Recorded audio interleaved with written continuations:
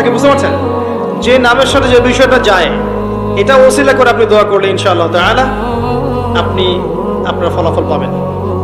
আর একটা সবচেয়ে বড় অস্ত্র শিখিয়ে দিচ্ছি, এটা আমি কাউকে শিখাইনি আজ পর্যন্ত, আজকেই প্রথম।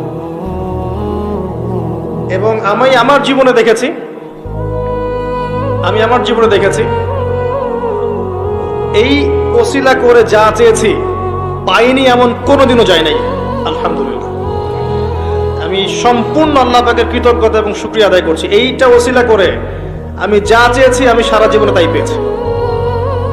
এবং আমি বিশ্বাস করি আমি যা পেয়েছি, এই বয়সে আমি যা পেয়েছি আল্লাহ পাক কোটি কোটি মানুষকে তা দেন নাই, এটা আমি বিশ্বাস করি।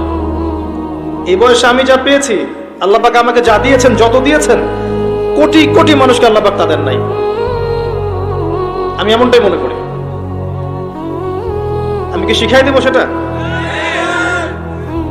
আপনি আল্লাহ পাকের তাওহীদের ওসিলা দিয়ে দোয়া করেন।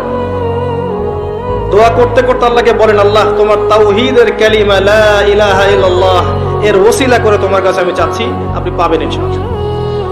যদি আপনার রিজিক হালাল হয়, যদি আপনার আকীদায় শিরক না থাকে, যদি আপনার আমলে বেদাত না থাকে, ইনশাআল্লাহ পাবেন। এর পরেও দুটো কথা আছে, সেটা হলো যদি দেখেন পান নাই, ইনস্ট্যান্ট পান নাই, মনে করবেন না দোয়া কবুল হয় নাই। এমনও দোয়া আছে যে আমি 10 বছর থেকে করছি এখনো পাইনি। এমনও দোয়া আছে আমি নিজেই 10 বছর থেকে করছি, আমার কাছে মনে হয় 2009-10 সাল থেকে আমি করছি, এখন পর্যন্ত পাইনি, ইনশাআল্লাহ পাবো। তো ইনস্ট্যান্ট সব পেতে হবে এমন নয়। যদি দেখেন পান নাই, তার মানে 3টা বিষয় ঘটেছে। একটা, বান্দা দোয়া করেছে, সাথে সাথে কবুল করা হয়নি, আপনাকে এটা উপযুক্ত সময় দেয়া হবে ইনশাআল্লাহ। 2 নাম্বার, এই যে আপনি আল্লাহর কাছে চেয়েছেন, এর ওসিলায় আল্লাহ পাক আপনার আমল, আপনার তাকদীর থেকে কোনো বিপদ আপদ সরিয়ে দিয়েছে, আপনি বুঝতে পারেননি।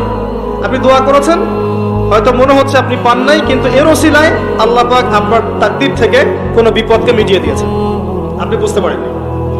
আরেকটা হচ্ছে, দুটার কোনোটাই হয়নি, পরকালে কিয়ামতের মাঠে আল্লাহ আপনাকে দিবেন জন্য জমা রেখেছে। অতএব দোয়া করলে কোনো লস নাই।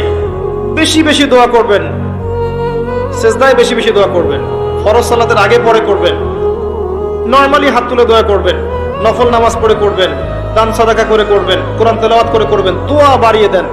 আত্মশুদ্ধির কথা আমরা যে বলি না, কয়েকটা বিষয় জড়িত। বেশি বেশি কোরআন তেলাওয়াত করলে আত্মশুদ্ধি হয়, বেশি বেশি জিকির করলে আত্মশুদ্ধি হয়, আল্লাহওয়ালা মানুষের সহবতে গিয়ে পড়ে থাকলে আত্মশুদ্ধি হয়, বেশি বেশি দোয়া করলে আত্মশুদ্ধি হয়।